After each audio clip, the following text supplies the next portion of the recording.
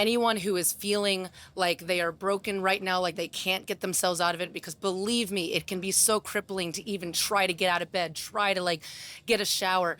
Give yourself permission to be flawed. Give yourself that gift. Give yourself permission and ask for it. Ask for it. Don't white knuckle it down the highway in the car. Stand in the middle of the freeway. Not the literally. Car's coming by. Not literally, but metaphorically. This is the internet. You gotta Open be yourself clear. up and be like, you know what? I am here and I am ready to learn whatever is coming at me, and I give myself permission to be flawed, because all of us are. Everybody. Nobody is normal. Nobody is perfect. Yes. Just get that out of your Breaking news. We're all going Yes. through it. All of us. This is an experience of the void. Lzzy Hale is the singer and rhythm guitarist for Halestorm, a headlining rock band she founded with her drummer brother Arejay in 1997. The first female-fronted band to ever win a hard rock metal Grammy, they're a force to be reckoned with and fierce mental health advocates. Welcome to Occupy the Void. I'm your host, Christina. This is my co-host, Tim. With us today are esteemed guests, majestic rock people, Lzzy Hale and Arejay Hale of Halestorm.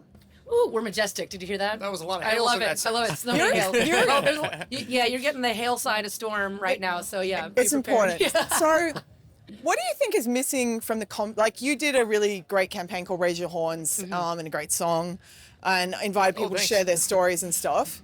What do you think's missing from the conversation about mental health now? Well, I mean, I guess starting it, my brother and I, we are the cycle breakers in our family. We are the first people to go to therapy, the first people in our family to stick with it, to make sure that we're taking care of our brains, taking care of our mental health.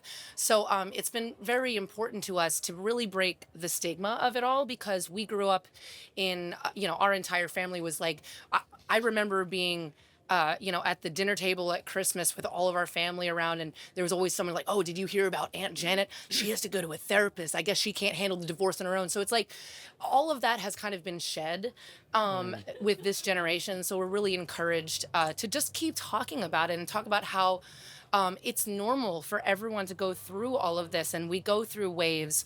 Whereas, what were we talking about before? It's like, Winnie the Pooh, it's like you're either on the Tigger end and you're like, whoa, maniacally happy, or you get really Eeyore and down in the dumps. And it's very important for everyone to know that is, you are not broken, you are not flawed because of it. We all go through it. It's just that some people decide to do something about it. I know you've talked about depression and anxiety and stuff. How do you lift yourself out of depression and talk yourself out of anxiety? Because I've read that you said it's your voice of reason, that you're finding that voice of reason. Absolutely. Well, Yeah. my personal voice of reason, and this is something that has kind of broken it open for me, and it's going to sound a little simplistic, but it's very important. I have rediscovered the reason why I am into art, into music, why it chose me and not the other way around. It's very important for us to remember that our first language is not English, it's not Australian, it's not Irish, it's everything that we have learned. I'm very fluent in Australian, though. Well, yeah. yes, that's true. But you know what I'm Yeah. saying?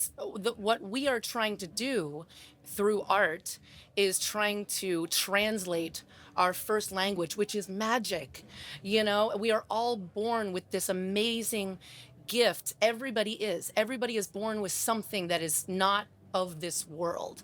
And once you realize that you have to lead with that, and everything that this world has to offer, all of the crap that is put on us, whether it's something that passed down from our parents, whether it's something that was because of our human existence in our brain, whether it's the world putting its weight on us, that is not an us problem, that is a them problem.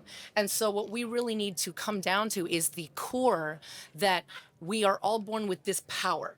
And this power knows no God. It has no conscience. It doesn't matter whether it's good or evil. It's how you direct it. How are you going to wield this weapon? So you have to almost make this choice to trust that, you know what?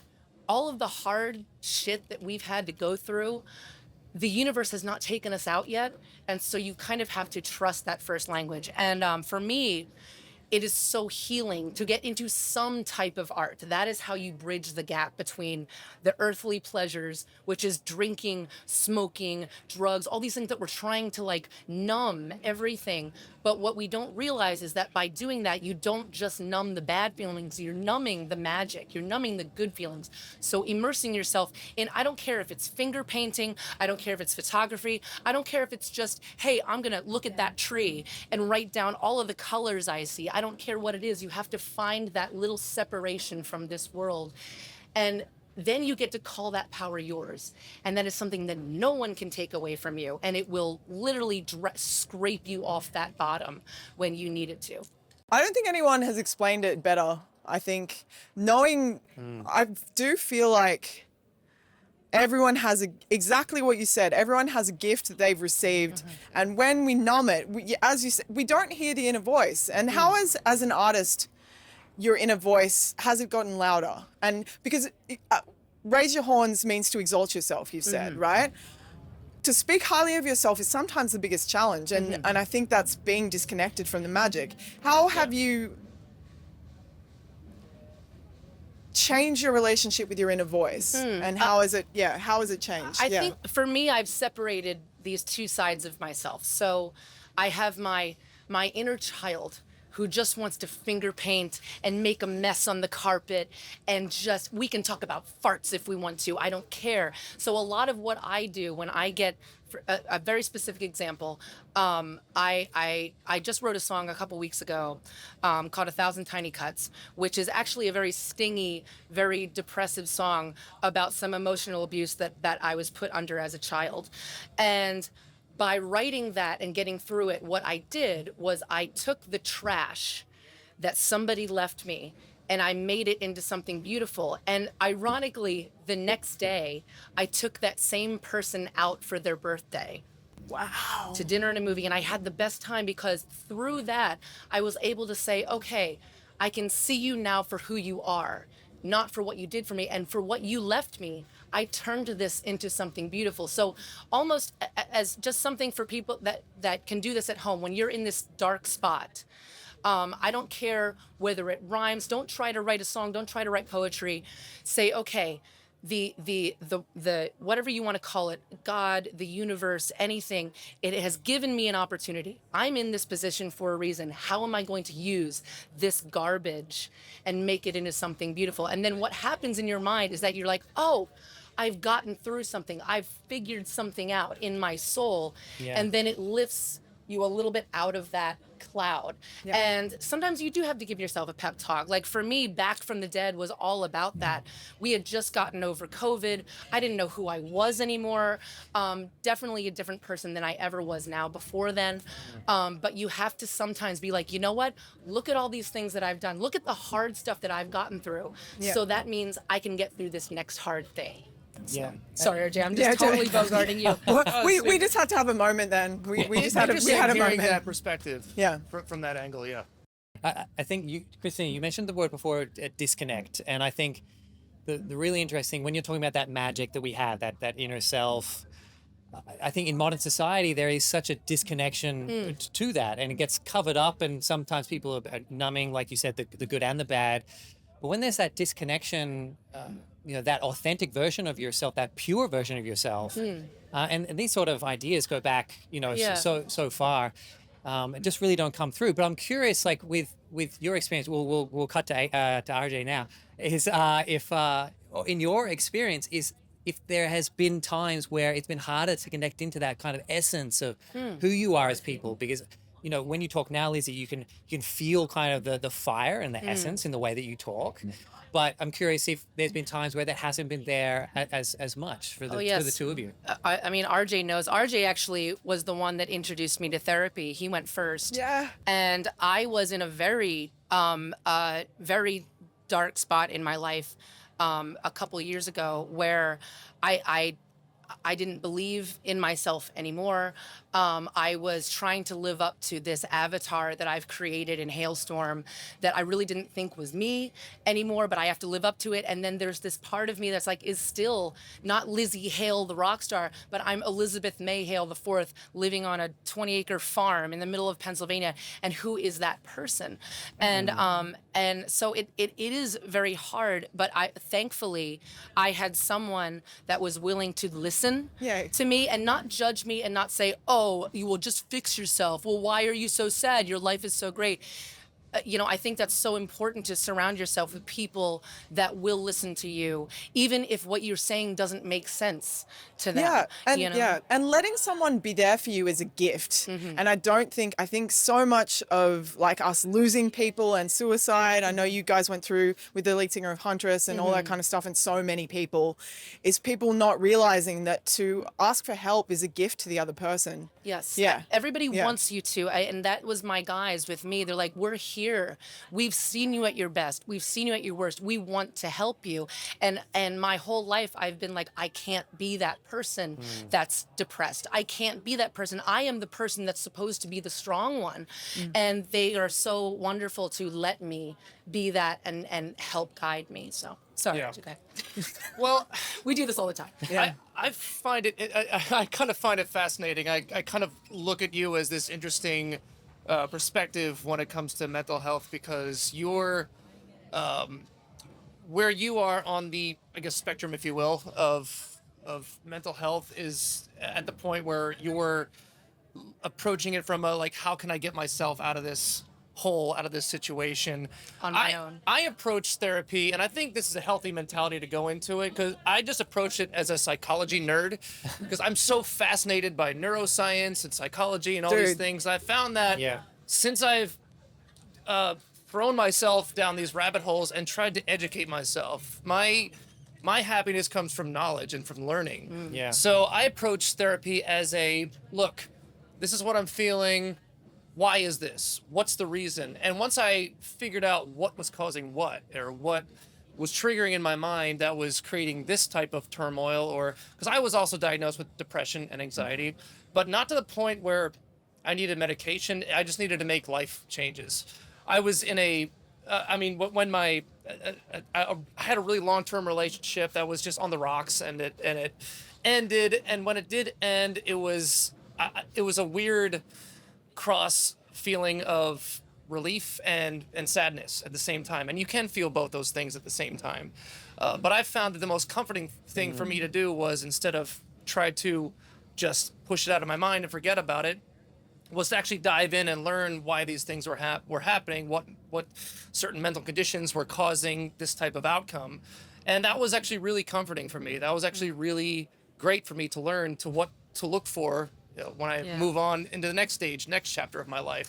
And now I'm with someone who is very much on top of her mental health. Also, depression, anxiety, but takes medication and is like she was blessed to have that type of self-awareness at a really young age. Started going to therapy around like 13, 12 years old. Not to put you on blast, girl, baby, I love you.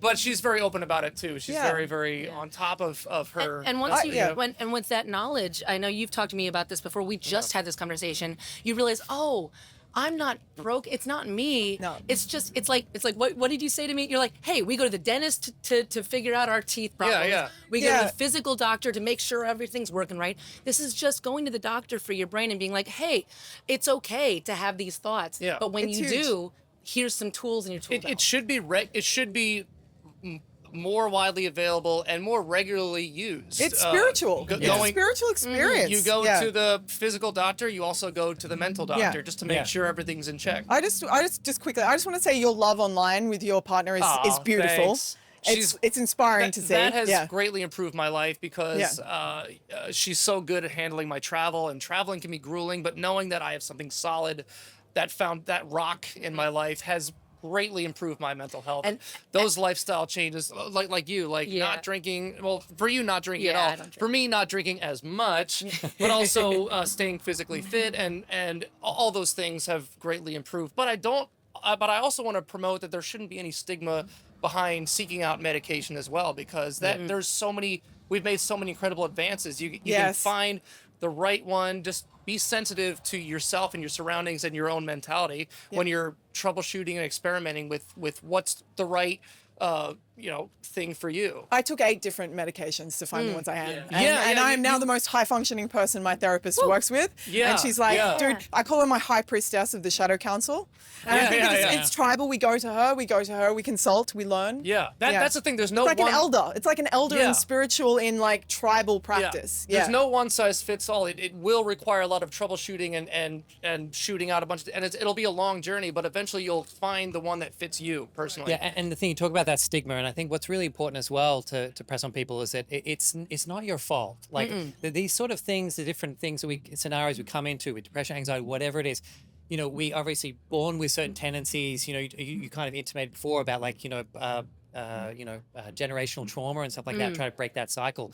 Like we inherit things and then we have things happen to us that push us in certain directions, and then we have to learn how to deal with it. And that self-awareness that you're talking about, Ajay, is such an incredible thing to be able to slowly bring about. And it is such a lifelong journey because as people, we're always like adjusting and changing and trying to get to know ourselves, and we can only make good decisions for ourselves if we actually take the time to get to know what's actually happening in our minds and our bodies. Like you said earlier, the best way to be more self-aware is to have your senses more sharpened and more sensitive. A lot of people fall into the trap of self-medicating when they're either in a manic episode or depressive episode. Sorry, we're running late on time. The best thing you can do is just with a sober mind, figure out what's the right path for you. Yeah, and listen, be the watcher, right? Not be the mood, be the weatherman, not the we weather. always say it's weird to be normal, actually. Yeah, like everybody's the more people are open about it, the more you realize, like, oh, we all go through it. And This is an experience of the void. there's no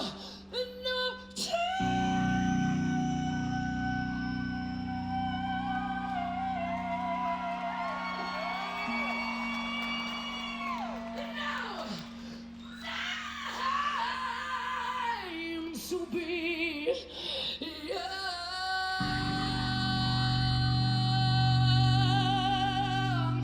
What an honor it was to be part of that conversation. You know, it sounds kind of almost a bit cliched, oh, we're all flawed, you know, but this is actually life-changing when it really sinks in.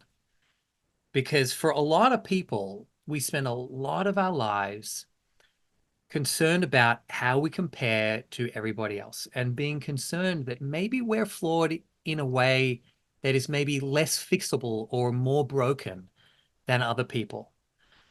But what was so wonderful about the conversation with Lzzy and Arejay, and then going back to that like Raise Your Horns campaign that they did, is this: when you have this true openness about the fact that, hey, we're all going through it and it's okay to be flawed, giving yourself that gift, as Lzzy referred to it as, actually is this gift of self-compassion. It's this gift of self-love. The inner voice can be cruel. And I think one of the great things she spoke about in this interview was her relationship with her inner voice and how she's kind of taught it to be kinder and to embrace several sides of herself and turn the garbage in life into something beautiful. Thanks so much for watching Occupy the Void with Tim and Christina. If you'd like a deeper dive on this week's episode, check out the audio-only podcast on your preferred podcast platform. Don't forget to like and subscribe and drop a comment below, and we'll see you next time.